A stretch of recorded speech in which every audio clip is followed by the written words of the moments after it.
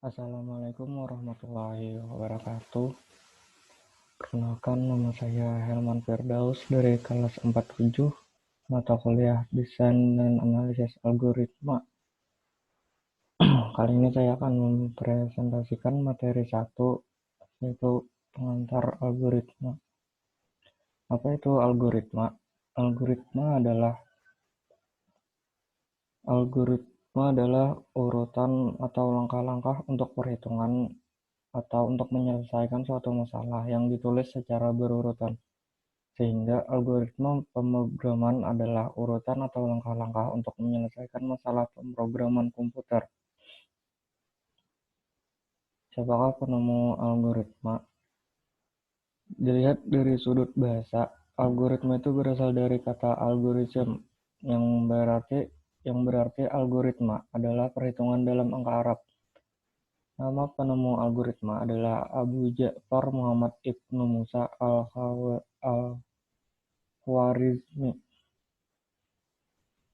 Ia adalah seorang ilmuwan Timur Tengah, yaitu Persia, di zaman peradaban Islam. Algoritma adalah sebuah strategi yang mengandalkan kemampuan berpikir secara logis yang mengikuti suatu urutan tertentu untuk memecahkan suatu masalah.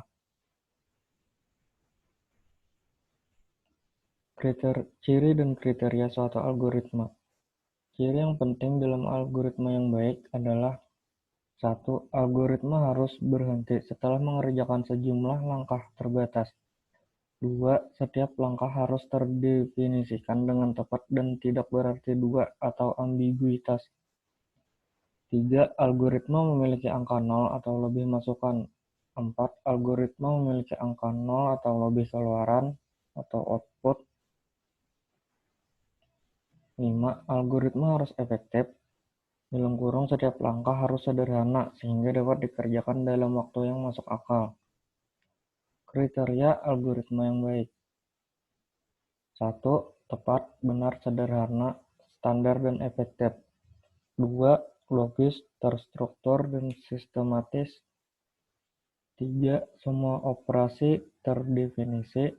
4. Semua proses harus berakhir setelah sejumlah langkah dilakukan. 5. Ditulis dengan bahasa yang standar dengan format pemrograman agar mudah untuk diimplementasikan dan tidak menimbulkan arti ganda atau ambigu. 6. Input. Algoritma memiliki inputan dari luar. 7.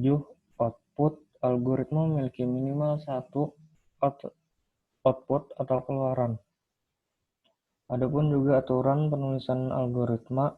Yang pertama yaitu Structured Indonesia atau SI, yaitu penulisan urutan langkah yang dilakukan oleh programmer sesuai dengan bahasa sehari-hari, yaitu bahasa Indonesia. Seperti pada contoh, yaitu yang pertama mulai, masukkan yang contohnya mencari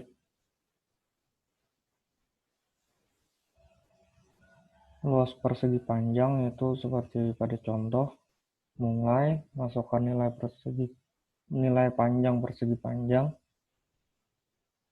Setelah itu masukkan nilai lebar persegi panjang, dan rumus luas persegi panjang adalah panjang kali lebar. Tampilkan hasil yaitu output dan selesai. Yang kedua adalah Pseudocode adalah penulisan algoritma yang menyerupai kode program. Tujuan digunakan Pseudocode yaitu untuk menjembatani jurang antara bahasa sehari-hari programmer dengan bahasa komputer. Pseudocode didasarkan kepada bahasa pemrograman yang sesungguhnya seperti Basic, Pascal, atau Fortran. Seperti contoh, start, masuk input panjang, input lebar, rumus luas persegi panjang itu panjang kali lebar, tampilkan output luas, dan selesai. Yang ketiga yaitu diagram alir atau flowchart adalah simbol-simbol yang digunakan untuk menggambarkan sebuah pernyataan logika, pemrograman, serta aliran logika yang ditunjukkan dengan arah panah. Adapun aturan dalam diagram alir antara lain Pertama, diagram alir digambarkan dengan orientasi dari atas ke bawah dan dari kiri ke kanan. Setiap kegiatan atau proses dalam diagram alir harus dinyatakan secara eksplisit. Yang ketiga, setiap diagram alir harus dimulai dari satu start state dan berakhir pada satu atau lebih terminal akhir atau terminator atau halt state.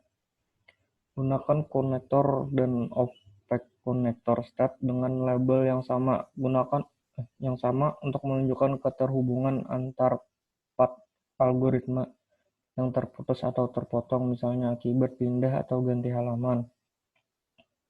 Ada dua macam flowchart, yaitu yang pertama sistem flowchart, itu urutan proses dalam sistem dengan menunjukkan alat media input, output, serta jenis media penyimpanan dalam proses pengolahan data. Yang kedua, program flowchart untuk urutan instruksi yang digambarkan dengan simbol tertentu untuk memecahkan masalah dalam suatu program. Berikut contoh algoritma diagram alir untuk mencari bilangan ganjil. Itu yang pertama, start, proses input bilangan, proses hitung sisa bagi antara bilangan dengan 2,